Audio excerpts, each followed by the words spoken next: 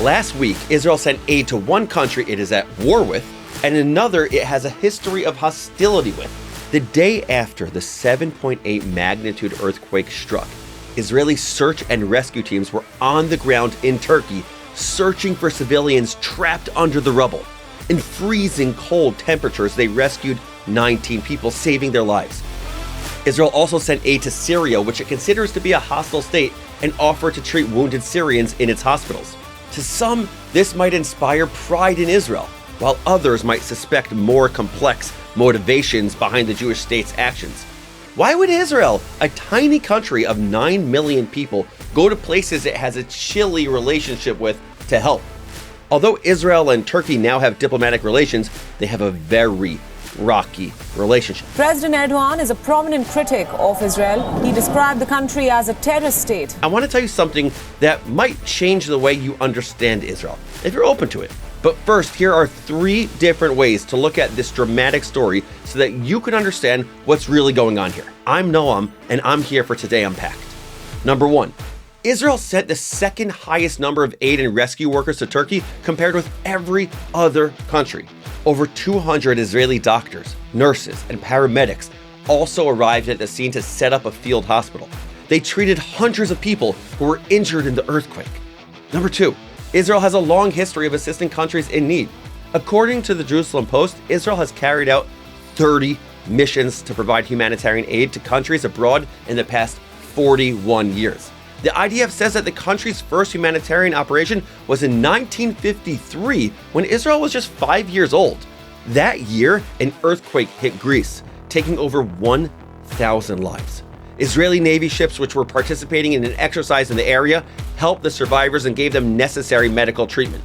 Since then, Israel has assisted in Japan, Mexico, Haiti, Sri Lanka, Romania, Brazil, Albania, the US, and other countries. And number 3, Israel's reasons for helping countries in need aren't only altruistic. According to IDF Chief of Staff Lieutenant General Herzi Halevi, that wasn't the only reason why. Israel helping Turkey also helps Israel. Cynically, as Michael Koplow points out, Israel's critics deride its deployment of doctors and emergency workers as entirely self-interested Hasbara efforts. And it reminds me of a quote from the late Rabbi Jonathan Sacks. The paradox of giving is that when we give to another, it is we ourselves who are lifted. I believe that what elevates us in life is not what we receive, but what we give. So why would Israel send a delegation to help even its enemies after an earthquake? I'm not going to tell you what to think, but here's how I see it. And let's rise above the noise with these 3 thoughts. Number 1, helping Jews and non-Jews is a part of Israel's identity. The Zionist thinker Ahad Ha'am envisioned that the Jewish state would bring morality and righteousness into the world. Theodor Herzl, the founder of political Zionism, wrote that whatever the Jewish state does, it should promote the happiness and well-being of all mankind. Has Israel accomplished this vision? I actually think so. Israel sending teams of search and rescue and medical experts to disaster zones all over the world demonstrates that. Eli Beer, president of Israel's United Hatzalah, put it this way: we don't go because they are Jews, we go because we are Jews. At the end of the day, this is not about Turkey or Israel.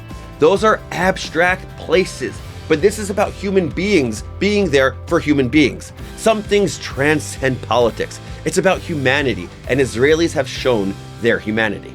Number 2, just because you get bullied by some people doesn't necessarily mean you bully back. Now, I'm not talking about self-defense, about defending yourself when you are attacked. I'm talking about stepping up when there's an opportunity to be the bigger person. Giving humanitarian aid is an area where Israel does this. It shows leadership, compassion, and generosity, and it sets an example of how we could better treat one another. And number 3, let's follow Israel's lead and help the people who have been impacted in Turkey and Syria. I made a donation to JDC's relief efforts, and you can also